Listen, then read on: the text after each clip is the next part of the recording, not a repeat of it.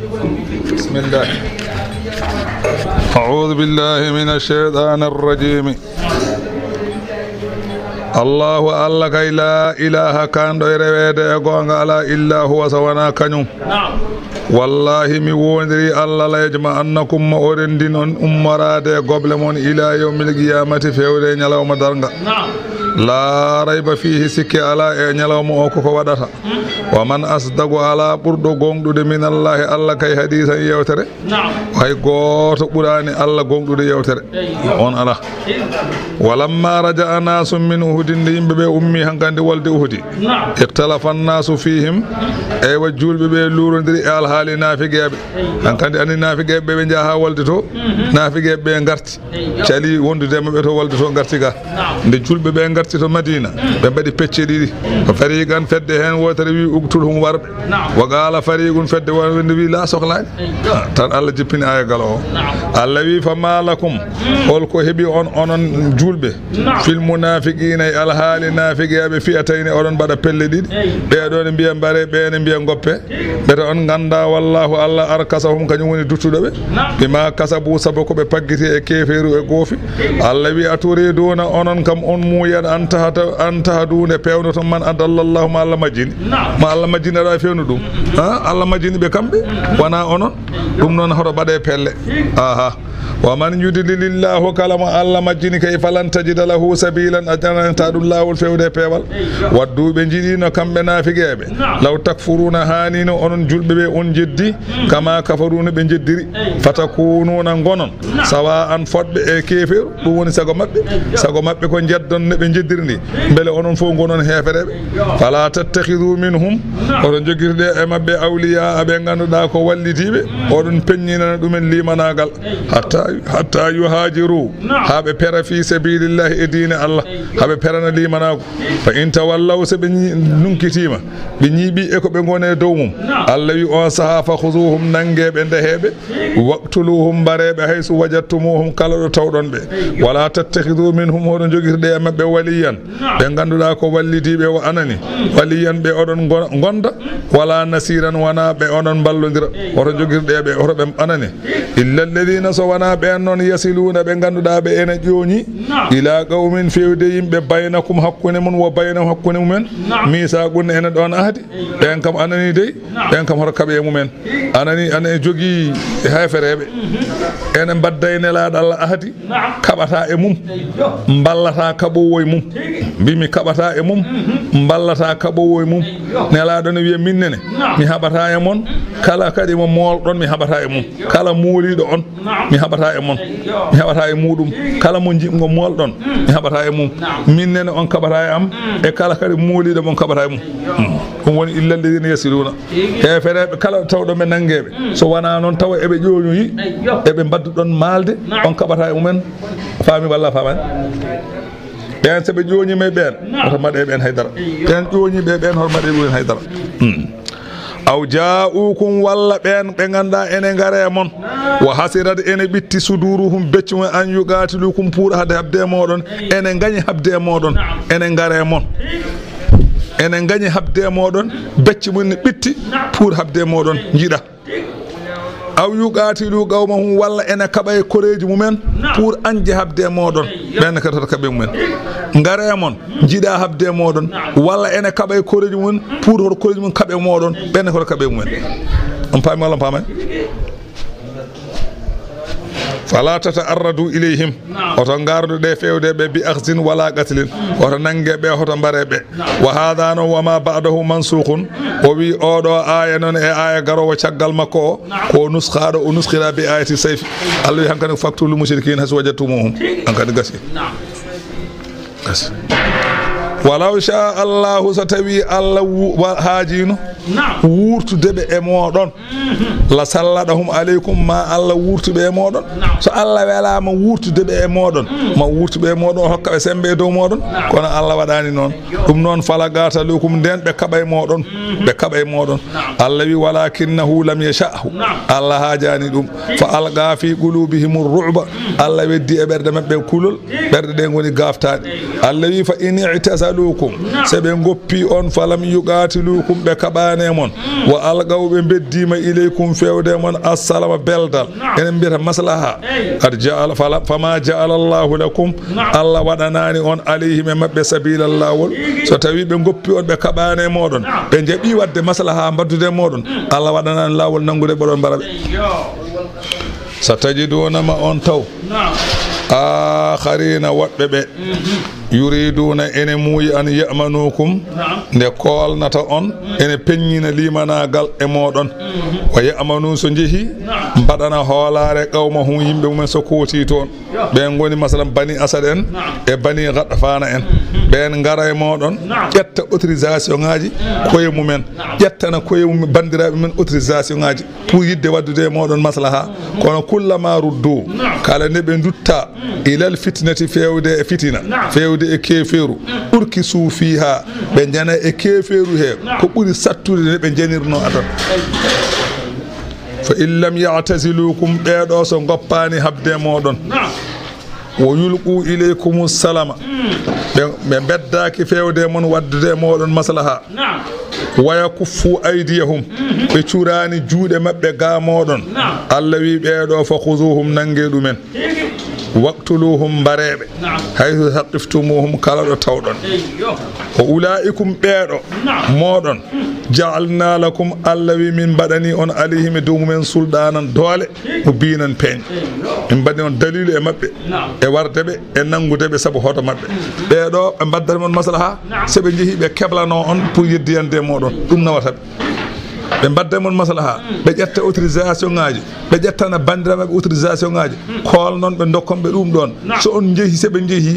be pewjo yande e modon be keblano on pour yande e modon Allah wi be do kala do tawdum dumen nangebe piibe hacce ke jogo وما كان لمؤمن هاناني جولدو أن يقتل دي ورث مؤمنا جولدو إلا خد أن سوانا توتيناني هاناني جولدو ورد جولدو سوانا توتيناني so tawi tinani wari non taw fanditaki dum ko mala ko wawi hen o man qatala mu'minan kala mo wari juldo khada an taw tinani ko wofi o mo raddanno lella walla mo raddanno ngirja o felli dum yane neddo goddo filti yane neddo goddo ala ko wawi hen walla o mo soppanno lek jambere solti yane jambe yane dande neddo wari dum fatahriru ragabati o do ko dimdingol dande mu'minatin juldo wadiyatude e iddiye musallamatun jebbilteedo ila ahlihi fewde koreji balado afami o do so tawi awari neddo atinani arimdina dande kordo so gayni wal dande maccudo sa gayni bada iddiye illa an yasaddaqu so wana koreji di jaafo so koreji di jaafi mo kama kasi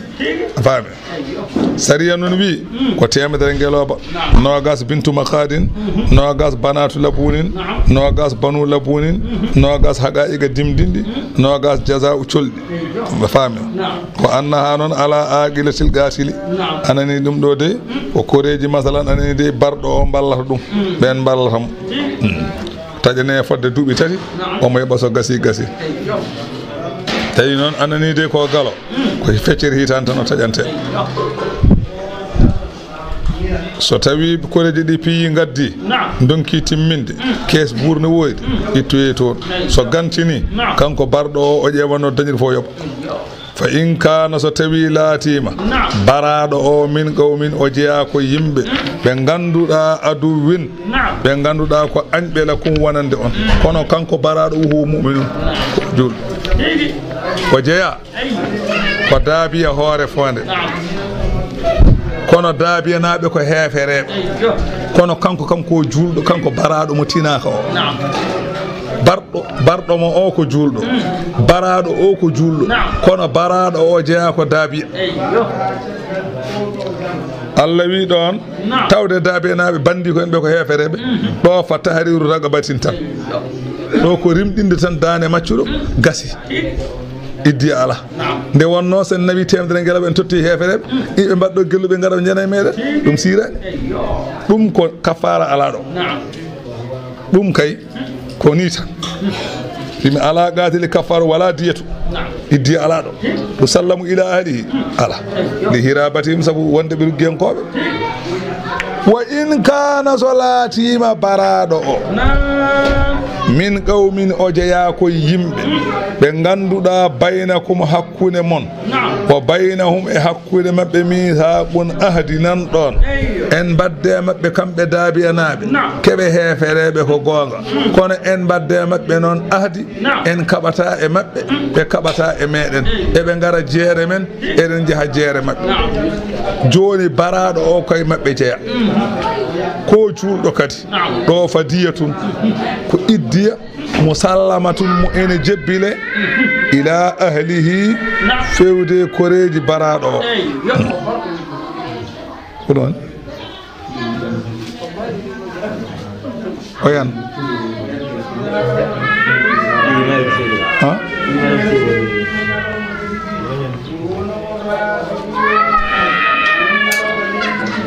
a faami fadiyatun musallamatun ko iddiya mo ene jebbile ila ahlihi fewde koreji makko hol ɗum tataɓal iddiya julɗo wona iddiya julɗo temedere ngeloba kanko ko capan tati e tati e tataɓal tawde ko yahudiyanke walla ko anasaranke walla ujunnaje 12 tawde ko majusiyanke wa tahriru e dimɗingol raqabatin dane mu'minatin julɗo e dow barɗo mo o bimo yo teƴo yo umɗo yo faman lam yejid mo dañani dane ko ene rimɗina sabu hattade wasde jogade ko ene rimɗinira sabu wasdemo jogade ko omo rimɗinira a faami walla o dañani masalan ko omo sooda fa siyamu shahrayni ko horde lebbi ɗiɗi mutatabi ayni ɗi ganduɗa ko deggodirɗi tawbatan ɗum ko tububuya min allahi ummarade to allah wa kana allahu serani allah aliman ko ganduɗo tago makko hakiman ñeñuɗo wa man yaktul mu'minan kala mo wari julɗo mutaammidan ene teyi ko wari ko piiɗama ko ene waramo ko ganduɗa ɗum ɗo ne wara neɗɗo lofɗamo jambere walla piiɗama laɓi walla pelluɗamo teyɗa ko amma tawi piiɗama ko aada yarani ene wara ko ene hello en aada yarani warde karwa ɗum ɗo ɓoggol tan mbiya neɗɗo sat tan maaya hawra e ladial maaya aada yarani warde ane waɗa foof yerƴude neɗɗo tan yana tan aada yarani warde ɗum so tawi ko ɗum mbarduɗamo ɗum jiida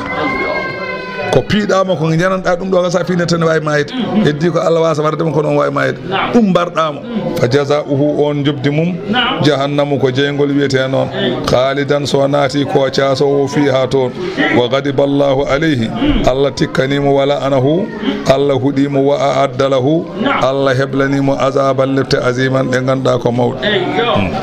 on kadi Allah heblani ɗum ɗeɗo bone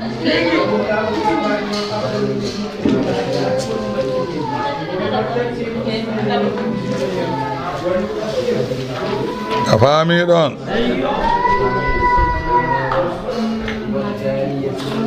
bismillahi ko noon wa hadha ma'ulun mimma yastahallahu aywa aw bi anna hadha jazauhu jobdi makko ko jahannama in juziya wala bid'a fi khalafi alwa'di e qawli wa yaghfiru ma duna dhalika liman yasha hawnaki ɗum ɗon Allah wi ina yaafo mo rewani jalan ha may so welama mo yaafade wana bismillahi ko noon aya garowo o woni sababu jippademo ko goto e sahabaɓe nelaɗo Allah sallallahu alayhi wa sallam nelaɗo nelino sete muɗum yo jaa kaɓoye ɓe pay wuro woto eɓe jaha toon leñol ne wiye bani murrata en kono awnu ene wiye murdas ibnu nahika noon o wiyete o jaa ko nokku ne wiye fatku rasulu sallallahu alayhi wa sallam o neli sete makko yo jaa kaɓoye jihadi sete o waɗɗi pucci kanko noon wuro ngo fof fadu ko mum ko heefereɓe kanko goto ko gaynako kanko goto woni hen julɗo o yi sete o ne arana waɗi mbuuɗu o huli o ƴetti ndemmiri ɗi o nanne wi mbaalo hayre kanko o ngabbi dow hayre to o dari nde o nani sawtu pucciɗi e yimɓe ɓe waɗɗiɓe pucci mbiya la ilaha illallah la ilaha illallah allah allah eɓe nani ɓe mbiya noon tan kanko no telli woni wiide la ilaha illallah o faye mabɓe allah la ilaha illallah o faye mabɓe nde ɓe jetti goto e sahabaɓe rasulu sallllahu alayhi wa sallam fiimo silama ene wiye usamatu fiimo silama wari mo Allah jippini ga aya qur'ana haalani nelaɗo Allah o wi wonde sahabaɓe ma ɓe nelɗaɓe hen goto wari ɓe mbari julɗo pama ɗum ɓe jeehi haaɓe garti ɓe paani nelaɗo noon ɓe coyni ɗum nelaɗo lawori nelaɗo oɗon mbara julɗo mo ganduɗa o wi la ilaha illallahu laabi tati oɗon mbaram holko mbarduɗon kanko Usama to hebbi to o wi nelaɗo Allah kanko de addanimo wiide la ilaha illallah ko hulde bane amen tan nelaɗo a seeki ɓerde makko ha ganduɗa ko woni toon wona an han ma warede ko wiide la ilaha illallah kanko no wiya la ilaha illallah mbaron Allah jippini ayo Allah wi ya ayyuha ɓe mbarimo ɗum woni noon o wi fa sallama alayhim fa qalu ma sallama alayna illa taqiyatan fa qatalu ɓe mbi oɗo salminirani en so wona hulde ɓe mbarimo wastaqu ghanamahu ɓe coggi ndemmin makko Allah jippini ayo Allah wi ya ayyuha alladhina amanu e moɗon gonɗinɓe Allah ida darabtum so on ɗannima on pelloyi jihade fi sabilillahi e diine Allah fata bayyanu peññinino ɗe ha gandon o ko julɗo walla wona julɗo wala taqulu hoto mbiyete e man alga e on beddiɗo ileykum feede mon assalama salmina calminɗo on tan hoto mbiye ɗum lasta mu'minina wona julɗo ala hoto mbiya noon tabtaguna pour tan oɗon ɗabba aradal hayata dunia kaake gurdam aduna aradal hayati dunia kaake gurdam aduna ɗum tan jiɗɗon ɗum tan woni haaju moon fa indallahi gande ene to Allah to maganimu ganle kasiratun kewɗe ɗe ganduɗa so Allah ne wawi alɗin ɗon taw on barani kazalika ni kuntum gonnoɗon ni gonirnoɗon min qablu ko adino kon hefereɓe gonɗon mujarrad wiide on la ilaha illallah goppaɗon onon pourquoi oɗon mbaram wona ko noon wona ko ɗum min ɗon goppaɗon onon hol sababu ko oɗon mbaram fa mannallahu aleykum Allah moƴƴani on fatabayyanu ɗum peññinine ɗe haade mon warde julɓe hoto mbatte ɗum koye on nani hoto mbatte ɗum inna allaha Allah noon kana serani bima ta'maluna ko oɗon golla fo Allah khabirun ko kumpitiɗo kala ko mbawɗo wadde Allah nandi walla bima ta'maluna khabiran fa yujazikum bihi kanko woni joɓo won ɗum la yastawil qa'iduna noon fotata jooɗiɓe minal mu'minina to banggue julɓe jooɗiɓe jahani jihadi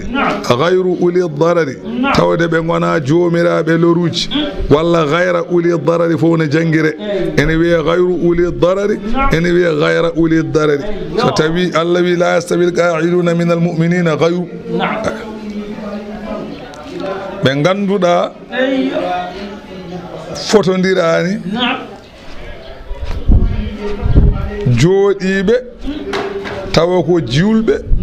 ghayru uli darari ɓe ganduɗa gona jomiraɓe loruji mo yahani jihadi wona gumɗo mo yahani jihadi wona boofo mo yahani jihadi wona ñawɗo Allah wi oɗo julɗo o fotodirta wol mujahiduna e felloyoɓe fi sabilillahi dine Allah potani de pelliri bi amwalihim jawɗele mumen wa anfusihim pittali mumen Allah wi ɓe potani e poti wadde faddala Allahu Allah ɓurni almujahidina haɓetanoɓe bi amwalihim e jawɗele mumen wa anfusihim pittali alal qa'ida e jooɗiɓe hayso ko lor joƴƴini ɗumen Allah ɓurni yaɓɓe kam daraja tan ɓural aha anni o kamɓe poti kono noon ɓe jeehi e coccodirama ɓuri ɓo ɗum wo kullan julɓe jooɗiɓe ɓe jahani jihadi sabu lorɓe wo kullan julɓe yaaɓe jihadi ene kattani ɓe ɓeɗo fo wa'adallahu lhusna Allah fodani ɗumen kam aljanna julɗo kam kattanɗo yaade jihadi yehi emo hattanani yaade jihadi ko sabu hattande hattande joƴƴini ɗum Allah wi ɓe potani dey to banggue martaba kono kam fof kam ko aljanna pay wa faddala Allahu Allah noon ɓurni almujahidina haɓaɓe alal qa'idina e dow jooɗiɓe tawlor ala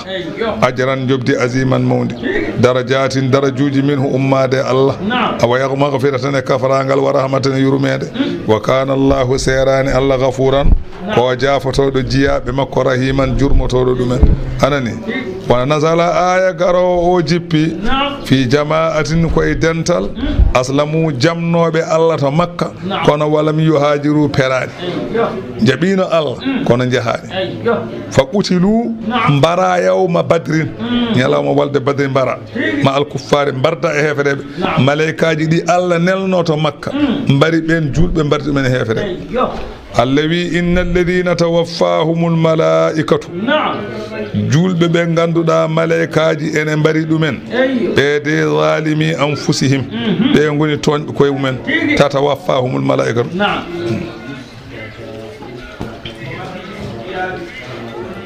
ene sella kadi tawaffa ɓolo on Ibnu Malik wi wama bita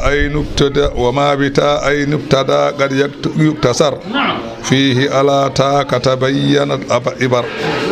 katabyinal ibar ta goto o wi so tawi fuɗɗorima ta wuji ɗiɗi ene sella wattede ta goto tata ene sella mbiya tawaffa tata waffa walla mbiya tawaffa fo ene sella famide mbimine sella bisimillahi ko noon ɗum woni inna alladina tawaffahumul malaikatu tatawaffani woodi wona kono ene sella mbiya tawaffahumul malaikatu inna alladina tawaffahumul malaikatu julɓe ɓe ganduɗa malaikaji ne mbari ɗumen to nder Makka ɓeyde zalimi anfusihim ɓe goni toñɓe koye mumen qaalu nde malaikaji ɗi mbarata ɓe nde mbiɓe fima kuntum holko gonɗon e dow mum e alhaali diine mon holko haɗi on rewde Allah no poɗɗo rewrude Allah holko haɗi on ferde qaalu julɓe ɓe haade mumen mayde jaabi malaikaji e mbi kunna minen kay min laatinoma mustada'afina ko min loonanoɓe min ngala min mbawa ñimnude diine amen e min jiɗi rewde Allah kono so min mbi emin juula hefere ɓe ɓuri min doole mbara min fil anani fil arde e nder leydi Makka qaalu malaikaji ɗi puriɓe mbiɓe alam takun ardullahi wasi'atan beele leydi Allah ndi yaajani fatu hajiru fiha peroye so tawi on donki rewde ɗo henne Allah e ngoɗo wuuro on donki fewnitade jalte wuuro ngo payen ladde nde won Allah fatu hajiru fiha min ardil kufri ila baladin akhar jalte leydi keferi peewe wuuro won hono no woɗɓe ɓe mbaɗini Allah wi fa ulaika ɓeɗo julɓe ɓe malaikaji mbari toon ɓeɗo ma awahum jahannamu ɓeɗo ko jahannama pay ɓeɗo julɓe jeygol pay sabu ɓe ngala dalili ko haɗi ɓe rewde Allah e misala gonaɗo e hoore fonde mbiya a dañani no julduɗa walla a dañani no korduɗa sa wi aɗa hoore woore wiɓe hata hoore walla no mbatten joni ni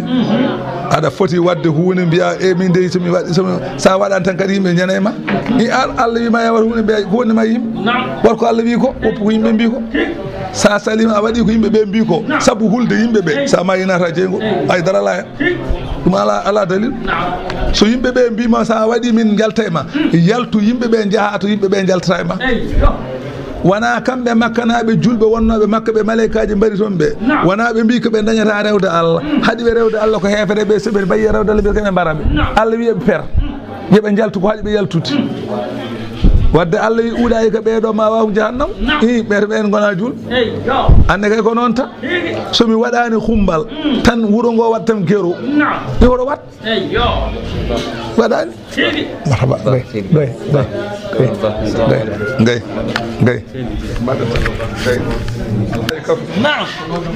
ɓen ɓe malaikaji mbari ɓeede zalimi anfusihim kañumen goni toñɓe koye mumen ɓe ko toñɓe koye mumen de holko woni toñde koye mabɓe bil mugami ma alkuffari wondudeɓe e hefereɓe ɓe goppi fergo qaalu malaikaji ɗi ɗe mbarata ɓe ne mbiɓe fima kuntum holko gonɗon e dow muɗum e alhaali diine moon holko haɗi o rewde Allah qaalu ɓe jaabi eɓe gantina ɓe mbi kunna min laatinoma kay mustadafina ko min lowananoɓe ko min haɗanoɓe ñimnude diine amen fil arde leydi makka ɓe mbi min ñimnude diine ma kaɗeɗa wadde ko weeli Allah ɓe mbiya sa waɗi min taƴoma min jaltama no guure ɗe mbaɗat hen saji ni ɓe mbima sa waɗani ko boni tan eywa sa wonani e jeunesse tawa aɗa wawi salade kay mbimi so tawi jeunesse jaaɓi mboɗo fiya taw mi arata mboɗo joɗoto e rewɓe mboɗo jaɓa kono noon mami joɗoto e rewɓe tan force somi joɗodaki e rewɓe tan mi yalta wuuro mi yalta haydara ala hen yomi yalta wuuro mi waɗa ko weeli Allah ɓetta on onon yo wano no jambere hakkude hoore yo wel Allah tan ɗin so weeli Allah tan moƴƴi ko heddi ko so yo metto hayda ala ko banantuma enen ko gonga ma mbaɗirɗa noon wona elde yimɓe ɓe wona elande yimɓe ɓe ko pour ha wela Allah tan wat haydara bonnantama ɓe tawti piltare maɓe gartu Allah wi ɓen de kam so maayi Allah wi malaikaji mbiɓe alam takun ardullahi wasi'atan beele leydi Allah ndi wona hen janji fatu hajiru fiha pere hen jalte makka paye guure goɗɗe fa ulaika Allah wi ɓeɗo waraɓe ma wahum tapporde maɓe jahannama ko jeygol wa sa'at bonide masira ruttorde illa al mustadafina so wona ɓe ganduɗa ko lowanaɓe min rijale worɓe taw ko nayeɓe o kos ngala haydara mbawa yaade won nisa e rewɓe wol wildani cukolon kon ganduɗa la stadi una kattanani hiila tan feere ngala feere ne mbawri mbawa yaade mbawa yaadude koyɗe mbawa yaade ngala jawdi kene nawa ɗumen ɓen kam ngala hen e rewɓe e nayeɓe ɓen kadi ngala hen ngala kene nawa ɗumen mbawa yaadude koyɗe ɓen kam ngala hen woni illa leyna Ibnu Abbas wi ana kuntu ana wa ummi min almustadafina min nisa'i wal wildani ñande hen mine nenam koye ɓen min jeeya min koye nayejo nenam ko nayejo min kom cukalel min ngala no min jaari wala yahtaduna sabilan mbawa fewde e lawol Allah wi fa ulaika ɓeyde kam asallahu yama jo Allah de an yafu anhum Allah yafoɓe wa kana Allahu serani Allah noon afuwan ko momtowo bakkotojo gafuran kafrowo wa man yuhajir fi sabilillahi kala mo feri e diine Allah yejide ma o dañ fil arde leydi he muragaman fergo kathiran hewgo wasa atane yajede to banggue arzigi wa man yakhruju kala mo yalti min bayti galle mum muhajiran ene ferana ila Allah fewde Allah wa rasuli ene laaɗo Allah umma yudrikul mawtu mayde tawi mo e lawol omo ferane Allah agaɗo waga ene wayno tabiti ajruhu jobdi o alallahi to Allah mimi kala geltuɗo galle mum ene ferani Allah ene laaɗo mum Allah ñaawi mayde tawi ɗum e lawol oɗo ko yinno dañde ko o dañi ɗum waɗino o wi waaji goto koye bani leysin ko nayejo cheikhun maridun kabirun ko mawɗo nayejo eywa mathalan kadi o sellani o wiyete ko Junda'u bun Dumrata ni o wiyete fa qala nde o nani on ɗon aya Allah wi illa al mustada'afina min ar-rijali wan nisa'i wal wildani oy wallahi ma ana mimman istasna Allah wallahi mi wondiri Allah min kam ɓe Allah wi ngala hen ɓe min kam mi ala hen min de komi nayejo kono fa inni kam la ajidu hilatan wallahi mboɗo jogui feere no mboɗo yaara saabu wali min al mali mboɗo jogui jawdi ma yablugni ila al madinati wa abada minhu mboɗo jogui jawdi ke ene nawami fewde Madina e ko ɓuuri woɗɗude e Madina wallahi mi wondiri Allah la abitanna bi makkata hande wallahi mi walata e ngo wuro kanko nayejo o wini akhrujini anani akhrujuni jaltine kam fa kharaju bihi ɓe jaltinimo ala saririn e mbaɗimo e leecel ɓe nawamo o yoɓi yimɓe pour nawamo o faya madina hatta ataw bihi tan'ima haɓe gaddi mo nokkuni wiye tan'im fa adrakahul mawtu o maayi ɗon o yettaki madina fa safaga bi yaminihi ala shimali itti ngoɗo ñaamo o foɓɓodira ɗum e ngoɗo nano o foɓɓodiri juuɗe makko summa qala o wi allahumma joomam haadihi ngo ñaamo laka ko an jeeyi wa haadihi ngo nano li rasuli ko nelaɗo ma jeeyi o baayi uka ala ma baaya aka rasuluka mboɗo bay o ma an Allah hono no annabi ma o bay orinoma ni o waɗi ni jungo makko tan o maayi fa balaga khabaru makko yanoyto ashaba rasulillahi haala ka yanoye wondiɓe nelaɗo Allah fa qalu law wafal madinata la kana atammu wa awfa ajran makkanaɓe mbi madina naɓe sahabaɓe nelaɗo mbi so yettinomo madina ɓurno timmude ɓuuri kadi masalan timmude jobdi ɓuuri timmude masalan moƴƴere wa dahika minhul mushrikuna hefereɓe ɓe gone jalde ɓe waqalu ɓe mbi ma adraka ma ɗalaba ngal ma yi ko ngal yinno ko ngal dañani ɗum Allah no jippini Allah wi wa man yakhruju min baytihi kala mo yalti galle mum muhajiran ene ferana ila llahi fewde Allah wa rasulihi ene ferana nelaɗo Allah humma yudrikuhul mawtu mayde tawi ɗum e lawol fagad waga o kam tabiti ajruhu jobdi mum alallahi to Allah ene wayno ko so yettoyinoma ko dañanno ko o dañi ko anniyama ko tan ƴewete e mbi jiyaɗo Allah goto ko neɗɗo barannoɗo koye Allah wurtimi tan ko warde yimɓe o wari tan o wi kam o wari capanɗe jeenayo e jeenayo neɗɗo o warat tan o nani ceerno goto jiyaɗo Allah mawɗo o ummi o yehi toon pour yidde tuuboyde o yetti ceernajo o wimo o wi garmi ko tuubde ceerno o wimo ko mbaɗɗa o wi ceerno ko mbanmi ko mi yiɗa haalde ɗum ene heewi ceerno ala haalnam tan ko mbaɗɗa neɗɗo kayne tuubata ma haala ko waɗi o wi ceerno mi wari capanɗe jeenayo e jeenayo neɗɗo tawi ko Allah mi wari ɗum joni noon garmi ko jidde tuubde ɗo maɗo beele ñagonɗami Allah yaafomi ceerno wi bawɗo waɗandemi ɗum ala e ɗum he woɗɗomi o wari ceerno o watte capanɗe jewoni temedere o ɓenni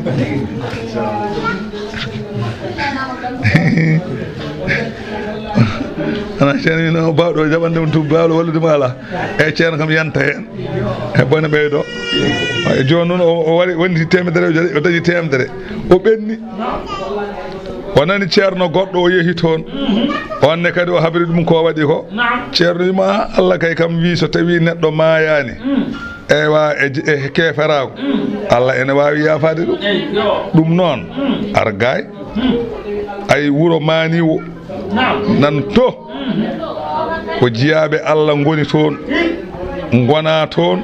aɗa rewda e mabɓe Allah hano Allah ñawri foof on toon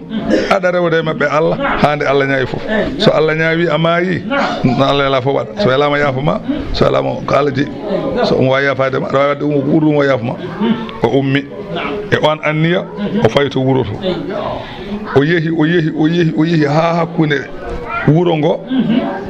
walla o diwta hakkude seeɗa tan o maayi o yettoyaki meeɗa kadi julde o meeɗa hoorde o yettoyaki o maayi nde o maayi nde maleykaji lepte ngari maleykaji yurmede Allah ngari ɗi gone foɗodirde maleykaji lepte ɗi mbi o kam ko jeygol tan fayi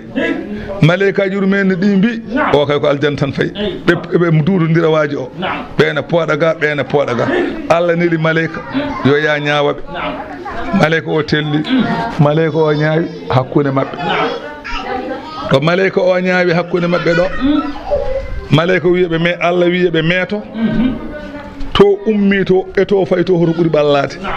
tawi koto ummino to ɓuuri ɓallade maleykaji lepte ɗi yo nawma panamo jeygol tawi koto fayi to ɓuuri ɓallade maleykaji yurmede nawma panamo aljanna ɓe meeti ɓe tawi koto fayi to ɓuuri ɓallade panimo aljanna sabu hanka gasi haaj mo gasi ana woni innal ladina tawaffahumul malaika ando anani wa man yakhruj min baytihi muhajira ila Allah wa rasulihi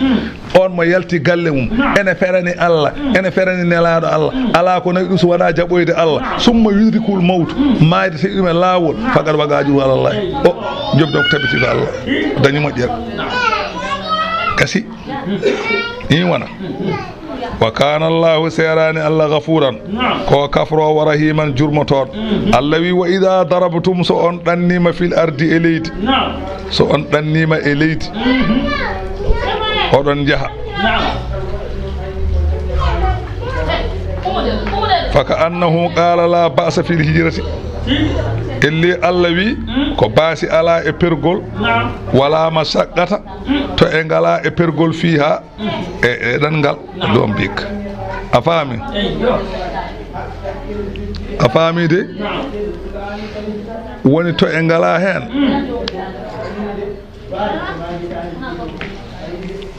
li kawni salati tuksaru fiha sabu julde ene uste e dangal wana hada min jumlati saati allati yarawnaha fi safar dum do koy gede de Allah hokkata dannido to bange yaajede eywa woni non ida darabtum so on dannima dangal jungal buri famdude hen non ko arba'atu burudin shafa'iyu wal baridu non arba'atu farasikha sanani baridu ko farsa xeje nay non aywa ko kiloji tati laabi ne wana ko sappo didi ay dum laabi nay sapande nay e jeeta kilometre wana aywa kilo ko ujunnaaje jeegom dira ko ujunnaaje jeegom dira wa zira'u non 36 asbu'an o wi dira ko hawrata ko capantati e jeegom fedendu wite dira wal asbu'i 6 sha'iratin ay wa sa'iratu 6 sa'iratin hankandi dum min sa'ril birzawni o wi ko fedendu ko lebi jeegom ko lebi jeegom e lebi masalan mbam puccu wa kana enda malikin wa kaza enda malikun ko non wi wa enda abi hanifa non ko salasata ayyamin min anani man aksara min aksari al ayyami ma al istirahati fala yasihhu al qasra fi aqall min 4 burudin enda malik wa shafi'i abi hanifa wi ustete ko ganda ene yarane balde tati kala ko yarante balde tati no uste almami malik non shafi mbi ko 90 km na so wona balde tati mal istirahati tawne wonde poftugol fala yasihul qasu fi aqall min 4 burudi enda malik wa shafi'i malik shafi'i bi so manki 90 km sellata wala fi aqall min 3 ayyamin enda abi hanifa wi so manki balde tati ko ene yarane baltada usra so wana manasikul hajj o wi manasikul hajj non fa innahum yaksuruna fi aqall min zalika li sunnati o wi non so tawi non ko sa ummima makka afayi mina walla ummima mina fay muzdalifa so waktu tawi may lawala dusta ayso timmani sabu sunna sabu rasul sallallahu ustude nde woni ida darabtum so on dannima fil ardi leydi fa laysa alaykum ala e modon junahun bakara an taksuru ne gustoton min as-salati anani de e julde in khiftum so tawi on kuli an yaftinakum ne hebata on anani de ko on jida alladhina na ben kafaru be ganda ko yeddube Allah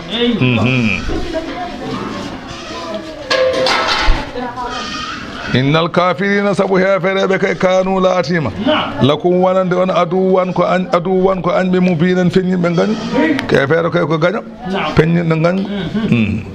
bayanu lil waqi wana koko jogori wana yidi wana idzaka fala mafhuma lahu wa bayyanati sunnatu anna al murada bis safari dalil huwa arba'atu burudi won biiden ni wa marhalatani ko kirdidi wa yukhadhu fi qawlihi fa laysa alaykum junahun annahu rukhsatun la wajibun anani de tawde Allah wi ko bakkar ala e mon so on gusti ndeke firtani ene waddi wana ay ko ene newi tan on newna nama tan so jidi uston ndeke sa ustani ala base wana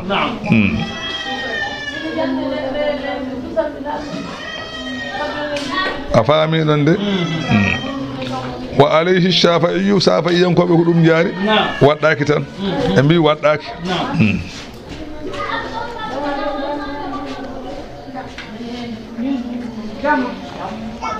a faami ɗon de almami mali no ustude julde ko sunna mo ganduɗa ko tengtinaɗo Abou Hanifa noon wi ne waɗɗi